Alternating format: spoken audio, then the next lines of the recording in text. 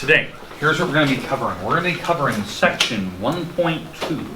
This is really the start of graphing functions. So section 1.2, graphing functions.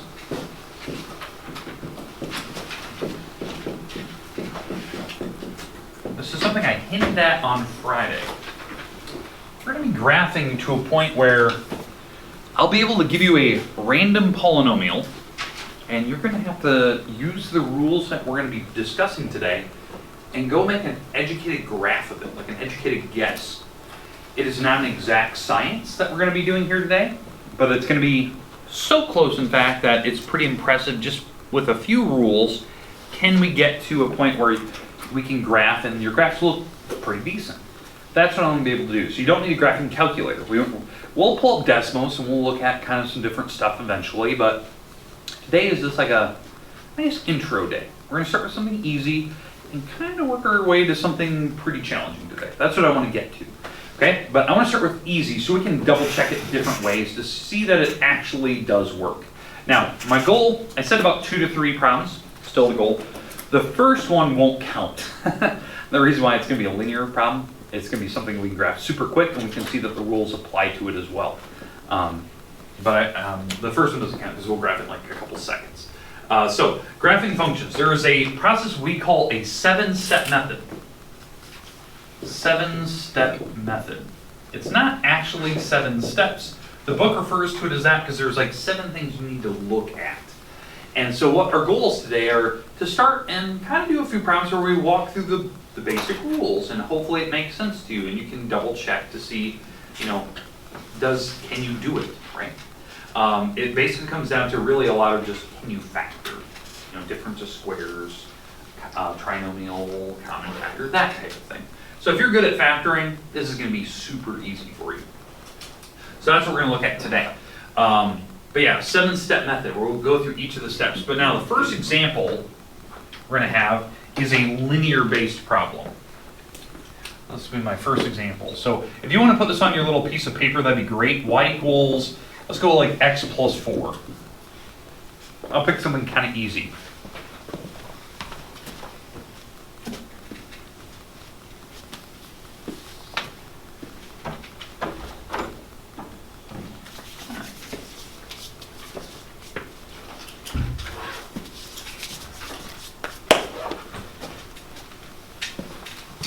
All right, so y equals x plus 4. So what we've learned in years past with Algebra 1 was, I have the formula over there. It's called Slopeintercept form. It's this very easy formula. It's y equals mx plus b. And that was a process they teach you in algebra class because it's the fastest way to graph lines, right? It's just, if you know the parts that you're looking at when you look at this problem, you can go graph it super easily, right? Where the 4 in the back, this represents your b number. And the number that's in front of x, which in my case is a 1, would represent your m, or slope, right? This is slope, or m. And slope is always a fraction. So how do we make the number 1 a fraction? 1 over 1. Okay. How you're saying it. That's rise and run. Now when you do the rise over run, you're going up or down and to the right. I always go to the right. You can go backwards and go to the left, but I like going to the right. It's just an easy way to think about it. Then your b number, that is called the y-intercept. Now let's discuss that. We know it's going to be 4 in my case, because I told you it's the number in the back. It's positive 4, mind you. In fact, I'm going to put a plus sign so you can see that. It is a positive 4, it's not a negative, it's being added to 4. What is a y-intercept again? Where it hits the y-axis. So the y-axis is the line going up and down. I believe your graphs have them labeled, correct? Okay, good. So make sure you orient your paper so it's the right way. We're going to hit positive 4. You can put your first dot right there. And then from that point, we're going to do my slope, where you go up 1 over 1 from that location. We're going to rise and run, and I always go to the right. So rise 1, run 1. Rise 1, run 1. And once you get a few dots down, you can start to draw where the line's going. That's super easy, right? That doesn't really require a 7-step process. If you just understand the rules for how you get to this form, maybe you have to rearrange the equation so that it looks like this, where the y is out front by itself, there's no number here, there's just a 1. You have the x after the equal sign, and then you have some numbers in the back. You can graph any problem like that, right? So even if it's really complicated. Now, I don't want you to write this next problem down. I'm just going to show you what I'm talking about. Something like this. So let's say this was 4x plus 4y equals 16, right? Let's make it negative, just kind of for don't write this problem down. So let's say that this is your problem, right? Well, what I'd have to do is I would have to rearrange this thing so that it looks like that, right? So it's a linear equation. So I move the x across the equal sign, so when you do that it becomes the opposite, so it adds across, right? You know, the 4x, it was subtraction, now it's being added across. And then I divide everything by 4 to get rid of the number in front of y, because this is the form that you tend to go to, right? So it's y equals x plus 4, right? It's the same problem I just gave you, by the way. That's why you need to draw it. That's what you do, right? You rearrange, you get to a point, then you go draw it just the way that I showed you. That was a lot of Algebra 1. I don't know, how many of those, do you do a lot of that stuff in Algebra 2? Do the linear stuff? A little bit, nah, probably not a lot, but you did a little bit. That's different than what we're gonna do. We're gonna draw curves, not lines. Lines are easy. What gives away lines? What was your, so if you go back to the original problem, what was your greatest degree on that variable? 1. That's how I know it's a straight line. It's not changing directions. It's going one way and only one way only. That's all it's doing. So it's just one directional, right? It's just tilted to a certain degree and it's just going that direction. That's super easy. It didn't require factoring, didn't require anything. You just had to know where to start and how to draw from there. The 2 or 3 problems I want to get to today require actual work so that you can see where it's supposed to go. And again, this is a guideline. It's not an exact science. So we'll get a graph that looks close. Okay, that's somewhat good looking, right? All right, so let's discuss the 7-step process. I'm going to start with an easy problem, what I consider easy, and then work our way to a more difficult problem. Not a linear. So this is going to be, so if you drew that first one, great. So my goal is to maybe do 2 or 3 more graphs. But so move on to your new graph if you haven't already. Or if you're in your notes, fine and dandy. Let's do a new problem. So here's the example we're going to be doing here. And I'm going to walk through the 7-step process with you. I'm going to put everything on the board, and we're going to walk through step by step by step. If you have questions, please ask. Like, these are the times when we need to have conversations so everyone can hear what you're thinking and how to do it. Because maybe you'll say something that will like trigger an idea in somebody else's head. So here's the idea. The problem that I'd like to do is y equals x squared plus, let's go 5x plus 4. I'm going to start with an easy problem. And we're going to work our way to more of a difficult one eventually. Okay.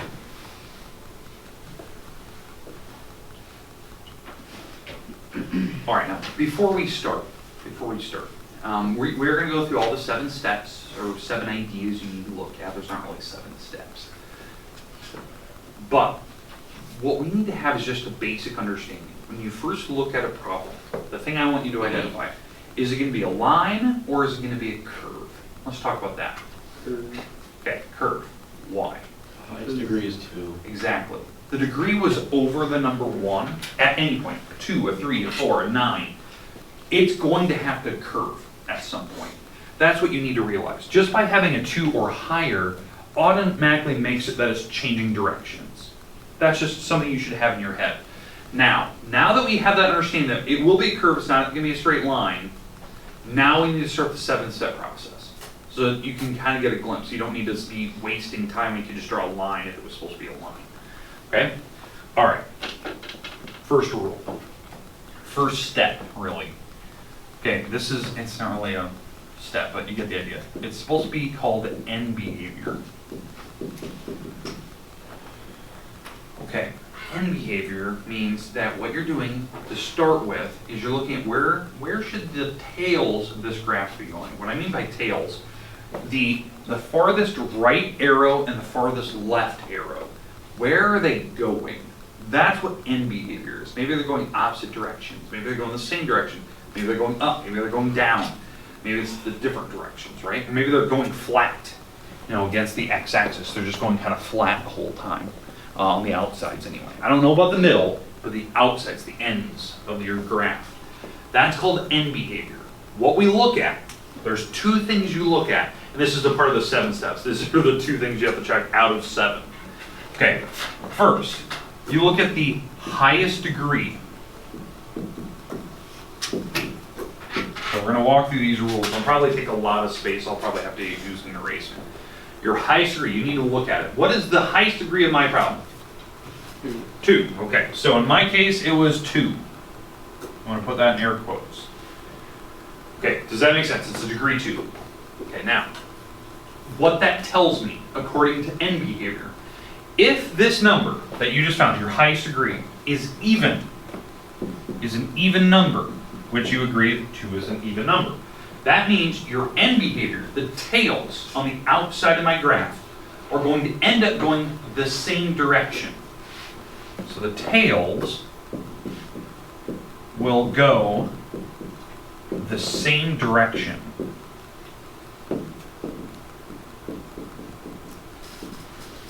That's what the little even number means. Now, if it was an odd number, let's say I made that problem like a 9 for a power, x to the 9th power, the tails would go different directions on the outsides. One will go up, one will go down. These are going to go the same direction. That's what that little highest degree means. This is a part of end behavior. So you just check that even number. It's a really quick check. It's like 2 seconds. Tails go in the same direction. Next thing you check with end behavior. I'm still in the same rule now. I haven't moved on to the next rule. I'm still in rule number 1. Out of the full 7, we're doing 2 steps here. We're checking 2 things. Next thing you check is the leading coefficient.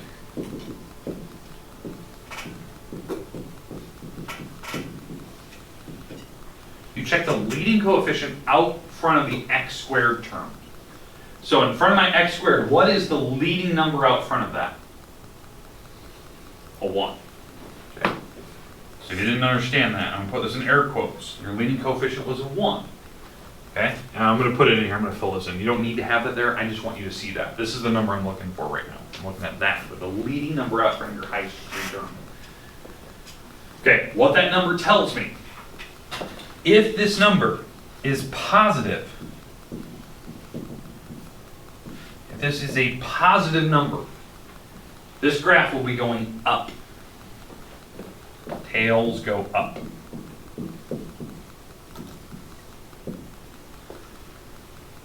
It's positive, it went up. Now, can anyone foresee an issue with that rule by me telling you if it's positive, it goes up? Anyone foresee something in the future, please? Because of the odd degree. Okay, perfect idea, right? If it was an odd degree, where would the tails go? Opposite directions. Okay, so now when we look at even and odds, it tells you which one goes up. Like the right side goes up or the left side goes up. It would tell you that. And that's what we'll look at on the next example. I'll make it an odd problem on the next one so you can see the more basic rule. Okay, so great idea. So when I come back to it, I want you to bring that back up again. Okay? All right, so again, for even powers, for even degrees, like 2s, 4s, 6s for the highest degree, the positive number tells you out front that's going up. If that was a -1, it would go down for an even degree. I don't even care what the number is. This could be 1,000 for all I care. As long as it's a positive number, that's what it tells me it goes up and down. Okay, do we feel comfortable with the first 2 rules? First 2 steps out of 7. Really quick. These are meant to be like quick hitters. Like once you know the rules, super quick, you can draw it really fast. You just have to know the rules though. Okay, so this tells me my tails are going up. So I'm going to just do a generic drawing of tails going up. So if you're drawing on your graph, use a pencil, draw very lightly, have your tails going up in the air. I don't care where you put them. Just make sure they're going up, both of them, right and left side. And you can put some space in between them. I have no idea where they're supposed to be here in a minute. We might have to change this, so draw them very, very lightly. Okay, we're good with rule 1. Rule 2. The next thing we look at in your 7-step process is called the Xintercepts. Where does your graph hit the x-axis? It's super important that we know this. Because if you don't know where it hits the x-axis, you're missing a lot of parts of the graph. Maybe it doesn't hit the x-axis. That's something we need to know.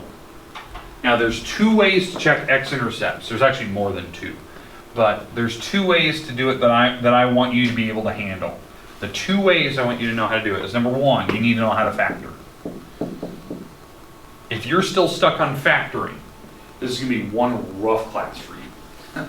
You might want to go practice it. Maybe go to Khan Academy, the website. That's a really nice website. You can, in a little search bar, you can type in factoring, and they'll show you 1,002 videos on how to factor. Every type of problem. They'll give you example problems. You can try them online, see if you're right or wrong. It might be something you want to do if you're really bad at factoring. Khan Academy. Khan Academy. Super nice website, whoever put that together. Now, the other way to do this, if you don't know, is you can do the quadratic formula, if possible. These are the ways I want you to be able to do this. Some of these times, like there are certain problems where both these rules fail. Like you can't factor, like it's not possible to factor. It's not that you're not capable of it, it's not factorable. And quadratic formula may not apply because maybe it's not a quadratic. Like if you don't know what a quadratic stands for, your highest degree is a 2. So if it was power 4, quartic, or quintic, right, fifth power, you may not be able to factor that thing, possibly. Okay, so it might be something you need to check. That in those cases, there's other rules we do. There's called rational root theorems that we check. That's like the later sections of chapter 1. That's what we're going to look at later. Okay. Does everyone understand the rules of what we're about to find? Okay. Let's see if we can factor this baby apart. So we have, this is my original problem. We're back to here. Can we break this up? What rule do we have here? I'm going to get rid of 1. What rule is it? Trinomial. Trinomial. Okay, we got to factor it by a trinomial. Okay, so I'm just going to factor it right here. So y equals. Okay, we're going to factor it. So what are the signs going to be in both those parentheses from here? Plus plus. Plus plus. They're the same. They're both plus signs. The plus sign in the back tells me they're the same. The plus sign in the front tells me they're both pluses. Okay? That was a rule for trinomials. Now, how do you break up the x squared? X and X. X and X. Those go in the front because that's where x squared is found. And now we have to break up the 4 in the back. Numbers that multiply give you 4. 4 and 1. 4 and 1 or 2 and 2. I'm going to go with 4 and 1 around. And do those make 5 when you FOIL it out? And sure enough, it does. So we're good. All right, so this was factorable. I started with something easy, so you can do it. Now that you factored, we have our x-intercepts. The parentheses, each one separately is an x-intercept. That's what they failed to teach you in Algebra 2. It's not our failure. It's just they don't tell you that a lot in Algebra 2. It's something they reserve for PreCalculus. The whole purpose of factoring was so that when you get done, these parentheses represent your x-intercepts, each individual one, if there's many of them. Okay, so how you solve them is you just set each one equal to 0. This is the real way of doing it. You set each parenthesis equal to 0, because y would be 0 in that case. So you're setting y as 0.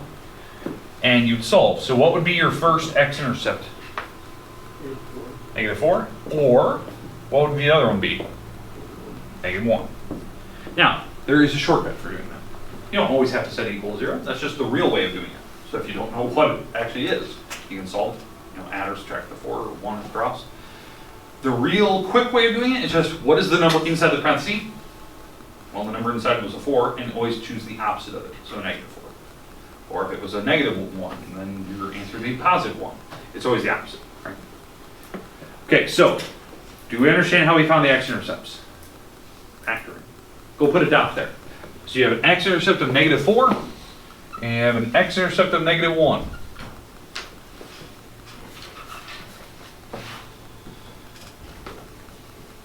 So you have dots. So we're starting to get more, more detail in the drawing now.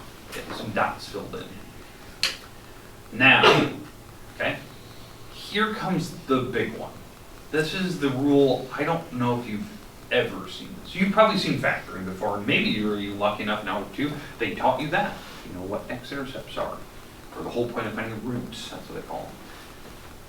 Hard part. This is a rule that a lot of people don't know. It's called a multiplicity test. I'm gonna write that down. This is a part of your 7-step process. So the first step was, you know, those two over there, and then this is the third, and this would be the fourth. It's called a multiplicity test. It applies to Xintercepts. That's why I'm leaving it in this category. It's called a multiplicity test. It's a very quick test, and what you do is after you're done factoring, and if you have multiple parentheses down, fine and dandy, maybe you have multiple Xintercepts. We'll see that in the next example. I'll make a problem where there's more than one Xintercept, right? If you have factored it apart and you've got to this point, what you need to do is combine your parentheses if you have multiple ones, and what you do is you look at the highest degree on each parenthesis. So now what I'm checking is the degree on each parenthesis. And what I mean by degree, I'm talking about the number up here on those. Maybe you have parentheses where you had x plus 1 and that repeated a couple times. Like that repeated. You're like, ooh, I have a couple x plus 1s on this problem. You have 2 or 3 of them. That's a multiplicity. Okay. The next example I'll do, I'll pick a problem where maybe there's a multiplicity of like 2 and you can see it. Okay. All right, so what is the highest degree on my items? On each of these parentheses? 1s. If it's an odd number, if it is an odd number for your multiplicity on each parenthesis separately, odd numbers, right? Then your Xintercepts will pass through. Your graph will, like your lines, your curves, those tails, are going to pass through those Xintercepts. So that means this tail over here, you know how we drew these tails earlier? This tail is going to pass through that Xintercept and keep going down here. Eventually it has to turn around, and then it's going to pass through the other one, and it will continue going up like that. Does that make sense? They have to pass through. Now, do you see an issue with what I just said there? Is there a question that comes to mind? I said if it's an odd number, it passes through. What would be the natural question you'd have? Yeah, what happens if it's an even power? Right? That's the next question we're going to do. So if this turns out to be an even power on any of these parentheses, instead of passing through it, it will bounce off of it. It will touch it, but then immediately turn around and go off of it. It won't go through it. It'll just hit it and ricochet off of it and bounce back up. So it's either passing through or bouncing off. We'll see that in the next example I do. I'll make up a problem that will work that way, where it'll bounce off of one of your Xintercepts. Okay, are my tails still going up in the air? Yeah, and it makes sense with my Xintercepts. I had to pass through both of them, so it kept the tails going the right direction. So we're good so far. This, I'm not detailed yet. I'm just kind of filling in some stuff. Again, you should be drawing lightly every time here, because we're going to modify the drawing as we go. Okay, questions with the first 4 steps out of your 7. I know I have like a 1 and a 2, but you've already done 4 of the 7 rules that we have to check when you draw. And I'm already getting a pretty good detailed drawing here. Okay, third rule. Third rule.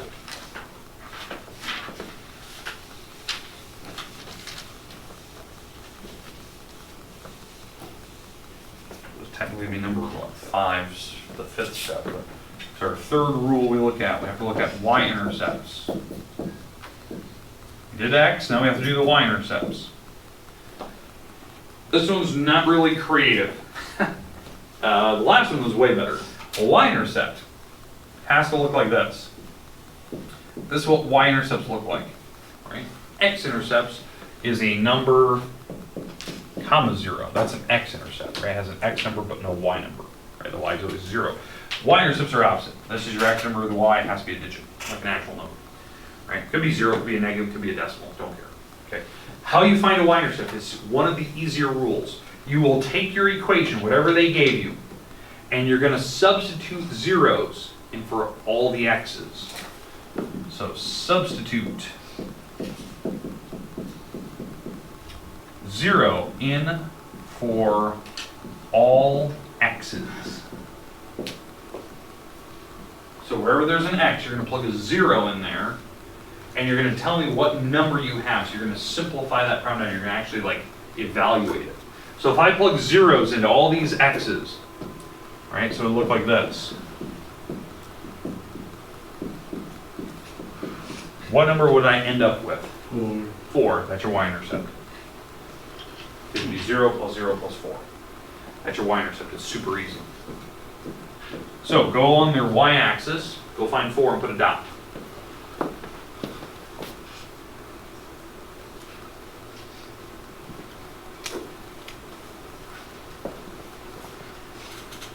So now I'm getting more detail now to fill in.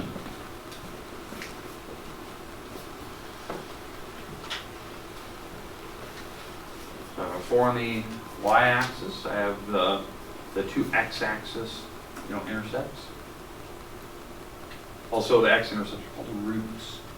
Y-intercepts are just called y-intercepts. So that's an easy roll. We don't have to think about that one. Just plug in zeros, solve. Super easy. That's your 5th rule out of, 7?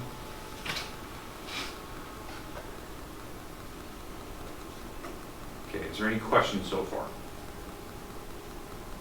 I'll go kind of quick. Okay, we're technically on rule number 6, but it's 4th step out of 7 things you have to check. Let's see. Okay, step 4. This is an actual thing now. This is called the Symmetry Test. It's called the Symmetry Test. Is your graph symmetric? Is it perfectly balanced from the left side to the right side? I know in Algebra 2 they talk about having a line of symmetry. I'm not talking about that. I'm talking about if you were to look at the left side of the y-axis and you look at the right side of the y-axis, are they doing the exact same thing? So, say it, Sean? No, they're definitely not. You can see on the left side of the y-axis, this thing was making like a U shape over here. On the right side, was it making the same U shape over here? No. So this is, on my problem, this is not symmetric. Now, yeah, you're probably thinking, "Whoa, that was only a test. You just looked at the picture." There is a test for it. There is a test to tell me whether it will do that or will it not do that. Because maybe you don't know what's going on in the graph. Maybe the graph is doing something so crazy, it's going up and down a ton, and you're trying to figure out, okay, is it doing the same thing on both sides of the y-axis? Here's how you check. You are going to substitute. This is the way the book teaches you, by the way. You substitute a negative x, I'm going to put this in air quotes, in for all x's.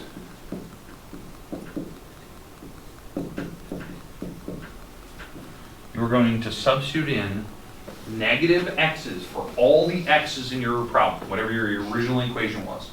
And what you're going to do is after you substitute all those negative x's in, and I'll show you how to do that in a second, you are going to simplify the problem. And there will be 3 possible outcomes what will happen.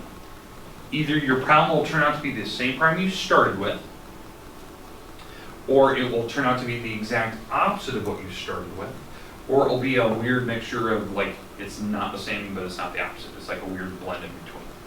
And that will tell you what type of symmetry it has. There's 3 types of symmetry. So, there's the first type is called even symmetry. Even symmetry, I'll abbreviate. The second type is called odd symmetry. And the third type is not symmetric, where the picture doesn't look symmetric at all from the left to the right side. And this is the problem that we have on ours. We already know before I start, this problem is not symmetrical. I can see it on the graph. The left side of the y-axis, the right side are not doing the same thing. So it's going to fall in the third category. We already know that by just looking at kind of what I have. What can kind of give it away? Your Xintercepts can give it away. Because if maybe they're not the same dots on the left and the right side. That can kind of tell me if it's going to be symmetric or not. That's something I can check for. But we're going to do it for this problem, okay? All right, so we're going to plug in negative x's. Okay, is everyone ready to go here? Everyone knows what I'm going to do here. Plug in negative x's. Now, again, most people just do this in their head. They're just going to look at it. So, you plug in a negative x. You're going to plug in a negative x and see what happens. What happens when you square a negative x? Turns positive, so it's back to x squared. Right, turns positive. The negative sign cancels when you square it. Okay, what about a negative x times 5? Negative 5x, okay. And then the 4 didn't do anything. There wasn't even an x to substitute in there. That just stayed at plus 4. So I've officially simplified. So I plugged in negative x's, I simplified. Is this the original problem you started with? No, it's not even then.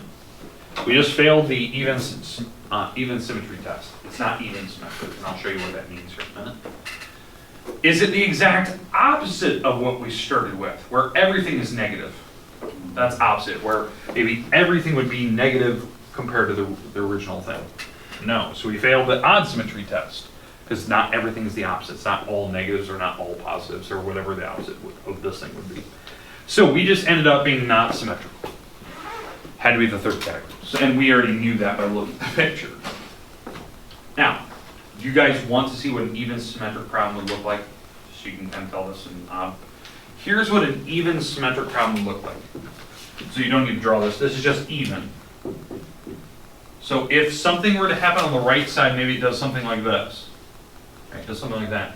The right side over here will do the same exact thing. It'll do the exact same picture. So it'll look like a mirror image left and right side. Perfect mirror image. That's even symmetric. I can see that it will happen if I do that little test. Right? If it's odd symmetric, if it turned out to be odd symmetric, whatever it does over here, it will do the complete opposite on the other side. It'll do something like that. Where the pictures, they're the same picture, but they're diagonal from each other. Like one's up here and one's down there. They're not doing the same thing. It's not like even. Even would look like this. I'll put it in. This is what an even would do. Right? Even would go the same and go both down. But odd would go the opposite direction. It would go up, but it would still do kind of the same picture as that. It would be just going up. Now, you want to know the shortcut for doing this? For even and odd instead of plugging in negative x's? Because that's the way the book teaches. I thought that's important. You guys get to see that. Look at your powers on your variables. Like x squared and x and 0 in the back. That's the 4 has x to 0 in it, right? Are they all the same type of power? Are they all even powers? Is it like x to the 4th, x squared, x to the 0? Are they all even numbers for the powers? Nope. So it's not symmetrical. If it was an odd-based symmetry, they'd all be odd powers. 5, 3, 1 for x's. It'd all be. That's the quick check. The book never teaches you that. It's just common sense when you first look at a problem. Okay. So that's the symmetry test. Check, because maybe you just need to make sure the graph looks perfectly symmetrical on the left and right side, make them a perfect mirror image. There used to be this really cool program. They've recently kind of did certain things on like a Procreate on an iPad, but there was a program that came out in 1986 on the Mac. Yeah, I'm pretty old. I had a Mac back in 1986. It was called Mac Paint. It's kind of like Microsoft Paint, but it was on Mac. And there was this tool that you could use where you turned it on and it would create mirrors on your graph when you're drawing. And when you drew on one side, it would make the perfect mirror image on the other side of the picture. And it was just show it blank, but when you drew, it would suddenly start drawing over here the same thing you were doing. So you can make a really like symmetrical looking picture, and it'd be really beautiful if you use different types of pens and brushes and stuff. And then they got rid of the program, the Mac did. And then Microsoft eventually came out with Microsoft Paint, and they didn't do the same stuff. They kind of dropped all the cool tools. But yeah, it was a program that came out in the 80s, and they hadn't replicated until about a year ago when Procreate came out. It was kind of an intensive app. Back in 1986 on a Macintosh, the original Mac. All right, we good with those first. We're up to rule 6 out of 7. The 7th rule. 7th rule. This is step 5, but it's your actual 7th step. Let's erase the problem we needed. X squared plus 5x plus 4. Okay. The 5th and final rule for this is the 7th thing that I check. It is called the turning point test. It tells you how many times your graph will change directions. So yeah, we already knew that it was a curve, right? We knew it wasn't a line. We knew it was curved, but how many times would it oscillate up and down? Would it oscillate a lot, or would it just change one direction? So here's what you do. What is your highest degree? So highest degree, say it again? 2. Yeah, my highest degree was a 2, right? You always, on this test, subtract 1 off of it. So whatever your highest degree is, you take 1 off of it. So if I took 2 and I subtract 1, what do you get? 1. This tells me how many times this thing will turn directions from its original path. This thing will change directions 1 time throughout the life of its graph. So what I mean by that, I started in the upper left. We already talked about the arrows had to face up, right? So as I go from left to right side, this thing was going down technically. I know that arrow looks like it's pointing up, but as I go from left to right, this thing is decreasing. And then, so it's still going down, and then suddenly I change directions. How many times can I change directions? Once, and then it will stay going up the rest of the time. It will never change directions again. That's what the rule tells me. So that should be the graph. What you are looking at right now should be the detailed graph of this thing. Now, I know I spent a lot of time talking through the rules because I think it's important to get to see them, that you see all the little intricacies, you see how they're put together. They're supposed to be quick hitters. I know I just took like 30 minutes to talk about it, but when you start going through a problem, I can do this in like a few seconds. Bing, bing, bing, just knowing the rules, checking them off. Once I'm done, my graph's accurate, and I move on to the next problem. Now, there is one thing, there's a huge elephant in the room that we have not discussed on that picture. Can anyone figure out what is the one thing I have not discussed yet? It's pretty big. Please. Like the point where it bounces back up. Yes, the turning point. When did it change directions? That's something we will eventually look at. It's kind of tough. So, there's an easy way, there's a really hard way. Unfortunately, some of these problems that you have to do it the hard way. So I will teach you. That will take an entire day to show you how to do that. So, now tomorrow, obviously I didn't go through a lot of examples, I'm sorry. We will go through a bunch more tomorrow. We are gonna probably look at an assignment tomorrow, probably 4 problems tomorrow. Okay, but we have to get through a lot of notes tomorrow.